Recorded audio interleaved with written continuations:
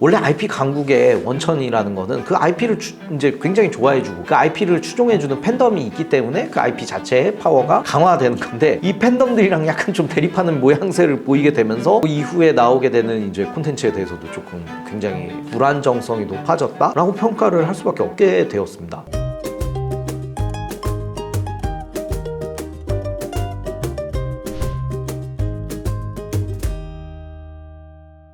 안녕하세요. 전석철의 유니콘의 VC 전석철입니다. 지난 시간에 이어서 밥 아이거 대표가 은퇴를 하고 난 이후에 벌어졌던 디즈니의 이런 문제들에 대해서 이번 시간에는 한번 이야기를 해보고, 어떻게 그 위기를 과연 타개할 수 있을까에 대해서 이야기를 해보려고 합니다. 어떻게 보면 이게 굉장히 콘텐츠 회사에 대한 내용이고, 콘텐츠 각각에 대한 그런 의견들은 개인들마다 다 생각이 다를 수 있고, 저도 이제 제가 생각하는 그냥 주관적인 내용들이 좀 많이 들어갈 수밖에 없어요. 그래서 그 내용들에 대해서는 여러분들이 그냥 참고로 같이 생각을 좀 가다듬으면서 뭐 봐주시면 좋겠고, 뭐 생각이 좀 다른 것 같다, 이거 아닌 것 같다 라고 생각을 하는 게 있거나, 아니면 이런 내용을 좀 빠뜨렸네 라고 생각하는 게 있으시면 댓글 편하게 달아주시면 뭐 저뿐만이 아니라 같이 보시는 분들에게도 많은 도움이 될 것 같습니다. 그래서 이어서 디즈니가 어떻게 그 밥 아이거 이후에 위기를 맞이했냐 라고 봤을 때는, 밥 아이거 자체도 디즈니 플러스 런칭을 이제 선언하면서 그 이야기를 했어요. 이거 자체가 거의 디즈니랜드 우리가 처음에 테마파크 지었을 때 돈 엄청 들어갔다. 근데 결국엔 테마파크 이제 개장을 하고 나서 다시 투입했던 비용 이상으로의 많은 회수들이 있지 않았느냐. 그래서 좀 인내심을 가지고 이런 OTT 서비스 같은 경우에는 좀 이제 어느 정도 안착되기까지는 계속 비용 투입이 들어가고, 그 이후에 이제 어느 정도 궤도에 올라오면서 수익이 지속적으로 발생할 거니 좀 인내심을 가지고 지켜봐 달라라는 이야기를 했는데,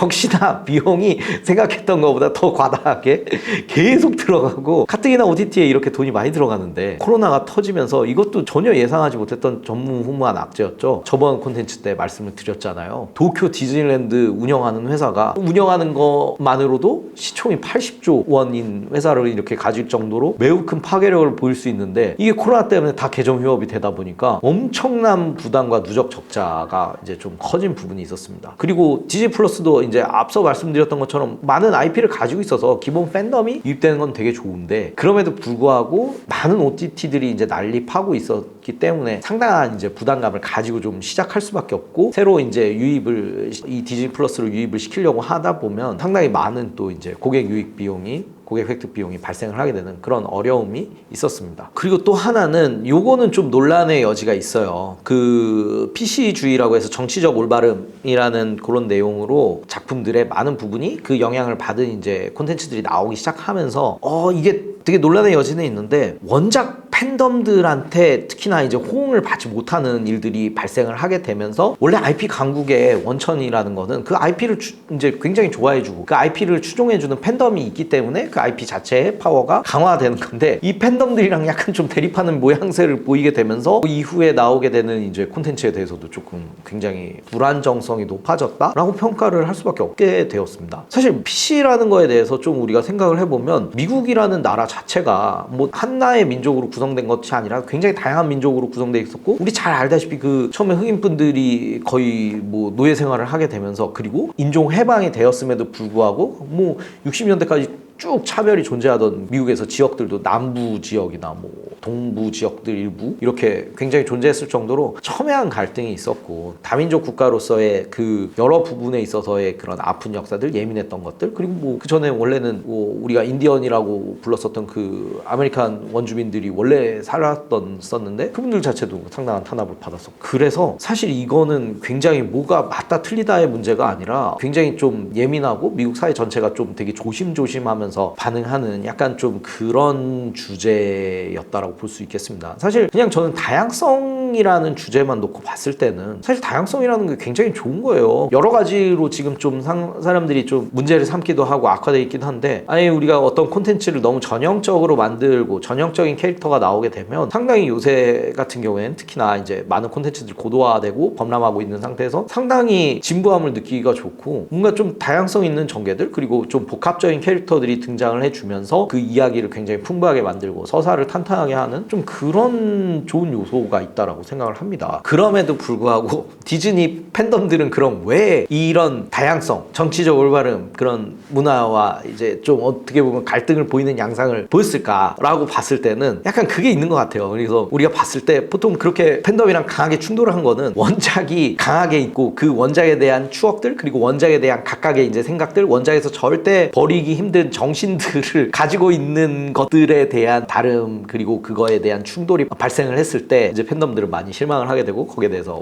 이제 갑론을박이 많아지는 것 같습니다. 그래서 사실 이게 디즈니 그 경영자로서, 그리고 제가 투자자로서 입장으로 봤을 때는 아니 콘텐츠의 이렇게 뭐 재탄생, 그리고 콘텐츠의 확장, 이거 너무 좋은 경영 방식이고, 그 원작 팬덤을 가지고 있는 상태에서 이야기를 좀 더 풍부하게 둘 수 있으면 우리가 콘텐츠를 만들 때 가장 위협이 되는 게 이게 흥행할지 못할지에 대한 그 예측 불가능성이 워낙 변화무쌍해서 그거에 대한 리스크가 좀 크다라고 할 수 있는데, 어떻게 보면 그걸 완전히 좀 상쇄하면서 흥행도 계속 가속화를 할 수 있는 그런 매우 좋은 방법 중에 하나입니다. 그럼에도 불구하고 여기서 문제가 됐던 건, 이제 원작이 있으면 원작에 이제 실사화를 해서, 아니면 원작을 이제 재탄생을 한다든지, 디즈니 같은 경우에는 그런 것을 많이 썼는데요. 아니면 원작이 있으면 그 앞에 있었던 이야기들 프리퀄을 만든다든지, 아니면 뒷이야기들 시퀄을 만들면서 가장 그 IP들을 극대화할 수 있었는데, 그런 원작이 있는 것을 확장을 하면서 앞서 말했던 것처럼 팬덤들과 충돌을 하게 된 게 가장 큰 갈등의 원인이지 않았나라고 생각을 하게 됩니다. 제가 강조하고 싶은 건 그거예요. 그래서 그 PC주의와 원작 팬덤들과 좀 충돌한 부분이 있는데, 이게 생각보다 누가 옳고 그름의 문제가 아니고 생각보다 원작에서 지켜야 되는 부분들이 많이 이제 반감이 되면서 사람들이 실망을 많이 했다. 다만 그 PC주의 자체가 그렇게 나쁜 건 아니다라고 자신있게 얘기를 할 수 있을 것 같습니다. 아까 많은 사랑을 지금 받았던 엘리멘탈을 보게 되더라도, 아니면 그 전에 이제 픽사에서 만든 주토피아라는 그런 콘텐츠를 보게 되더라도, 아니 굉장히 다양성을 가지고 있는 사람들, 그리고 엘리멘탈 같은 경우에는 우리나라 한민족의 좀 느낌을 많이 받아서, 동양인으로서 백인들이 주류인 서양 사회에서 느끼는 감정들, 그리고 뭐 여러모로 좀 소외될 수밖에 없는 상황들에 대한 뭐 솔직한 감정들이 많이 녹아져 내리면서, 어떻게 보면 콘텐츠에 더 캐릭터의 생생함을 불어넣고, 이 감정은 뭔지 알 것 같아 라는 공감을 불러일으키면서 매우 흥행했다라고 볼 수 있기 때문에, 그래서 사실 이거를 좀 뭐랄까요, 신작 콘텐츠에 이런 정신을 좀 더 불어넣거나 좀 이런 요소를 가미했다면 더 좋았을 텐데 라는 생각이 좀 들었던 것 같습니다. 개인적으로는 저는 스타워즈를 되게 좋아하는 편인데, 한국에선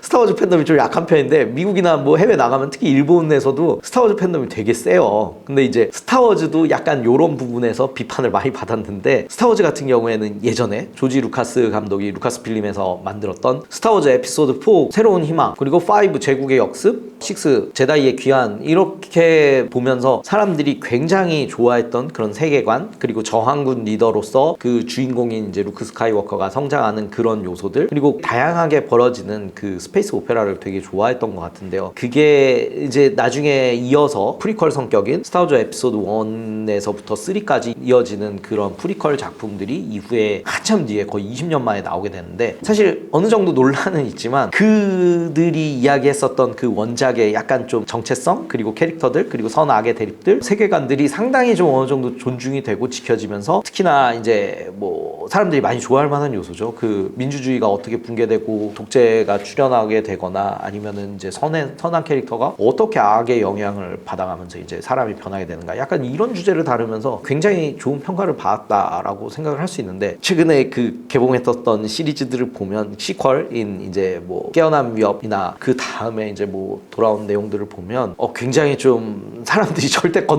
그 원작 팬덤들이 절대 건드리지 않아줬으면 하는 부분만 다 건드려가면서 약간 좀 욕을 많이 먹을 수밖에 없는 상황이 되지 않았나 라고 좀 생각이 들었어요. 그래서 사람들이 많이 그 원작을 훼손하게 되는데, 그 PC가 좀 개입을 했다라고 많이 원작을 욕하는데, 사실 저의 생각은 조금 주관적인 내용이지만 조금 다릅니다. 그 PC가 문제라기보다는 되게 그 캐릭터나 그 완성도 자체도 매우 떨어졌어요. 그래서 뭔가 다양성을 강조한다, 그리고 어떻게 보면 다양한 인종, 다양한 정체성을 역할을 부여한다, 되게 좋은데, 그 캐릭터들 자체, 그리고 그 세계관 자체가 너무 좀 일종의 허접하다고 해야 되나요? 그러면서 이제 더 욕을 많이 먹게 되는데, 어떻게 보면 그 구실을 또 굉장히 좀 내어줬다라고 볼 수가 있겠습니다. 그러면 이렇게 굉장히 미국에서 건드리기 어려운 감정을 건드려서 아니면 미국에서 굉장히 뜨거운 감자 같은 요소를 이제 건드리게 되면서 디즈니가 콘텐츠 자체에 원래 IP 파워가 강했고 그 IP를 둘러싸고 있는 팬덤이 강했는데 그거 자체를 스스로 이제 좀 헐어버리는 일이 발생을 했는데 그러면서 이제 앞으로 그 콘텐츠의 흥행에 있어서도 전망이 매우 좀 예상하기 어려운 상태가 되는데 이거 어떻게 타개할 수 있을까요? 그리고 어떻게 이거를 좀 뭐랄까요? 사람들이 원래 좋아하던 디즈니의 정체성을 잘 살릴 수 있을까요? 개인적으로는 이전 콘텐츠에서도 언급을 했었던 것처럼 결국에는 디즈니는 여러 위기를 겪었지만 그 위기를 훌륭하게 타개할 수 있었던 경영자들 그리고 그들의 콘텐츠들이 이제 나와주고 그 콘텐츠를 뒷받침할 수 있는 그런 경영 환경을 만들면서 사업 환경을 만들면서 다시 부흥하고 성장을 했는데 그때에 고민했던 시절을 좀 돌이켜볼 필요가 있다고 생각합니다. 그래서 사실 이게 너무 뻔한 말이고 흔한 말인데 이거 어떻게 타개할 수 있을까요? 라고 했을 때 아니 흥행 비즈니스를 하는 콘텐츠 회사는 결국에는 본질에 집중해야 된다고 생각을 합니다. 콘텐츠 회사의 본질이 무엇일까요? 사람들한테 사랑을 받는 작품을 만드는 거죠. 그리고 또 하나 완성도를 매우 높임으로써 사람들이 디즈니라고 하면 기대하는 그런 창의성 높은 콘텐츠 그리고 굉장히 창의력과 상상력을 자극하는 좋은 내용들, 좋은 콘텐츠들 이런 걸로에 다시 집중을 하면서 마치 그 위기 상황에서 89년도에 인어공주를 시작으로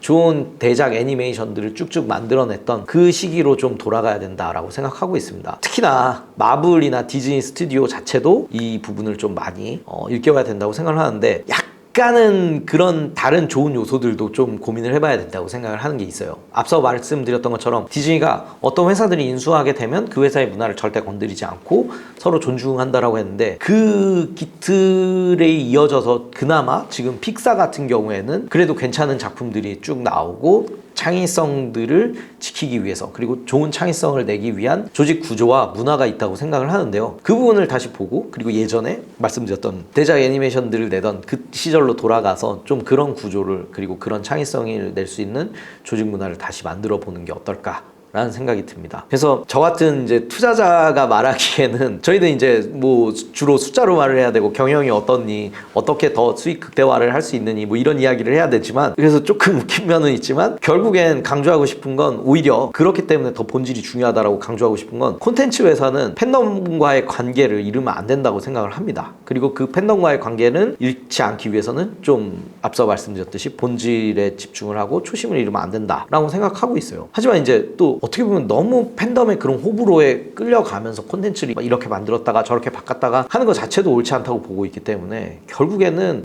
이게 굉장히 이런 강한 팬덤을 가지고 있고 그 팬덤한테 어떻게 보면 휘둘리지 않는 작품을 만드는 분들은 결국엔 대작을 만들고 하나의 미세한 거 하나에도 엄청 집중하면서 결국엔 장인 정신으로 퀄리티를 높이는 수밖에 없지 않나 라는 생각이 있습니다. 이건 뭐 나중에 다룰 이야기이긴 하지만 게임 쪽에 있는 그 블리자드 엔터테인먼트와 NC소프트 같은 경우에도 비슷한 약간 게임의 본질이 무엇일까? 왜 팬덤들이 우리 회사의 그런 제품에 원하는 게 무엇일까라는 고민을 하게 되는 사례가 있는데요. 그 사례들과 비춰봐서도 상당히 좀 일맥상통한 부분이 있다라고 생각이 듭니다. 그래서 그 마지막으로 1년에 디즈니의 그런 침체와 그리고 어떻게 회복을 할 수 있을까를 돌이켜 봤을 때 그리고 곰곰이 좀 회고를 해봤을 때 사람들이 이런 콘텐츠에 원하는 건 꼭 무언가를 배워야 된다. 그리고 무언가를 얻어가야 된다라는 강박이 있다기보다는 온 가족들이 즐기면서 아니면 본인이 이제 그 콘텐츠를 통해서 디즈니 콘텐츠를 보면서 자기가 그 시간을 편하게 보낼 수 있고 그리고 좀 더 풍성하게 만들 수 있으면 좋은 역할을 다시 할 수 있지 않을까라는 생각을 다시 한번 해보게 되는 계기가 되는 것 같습니다.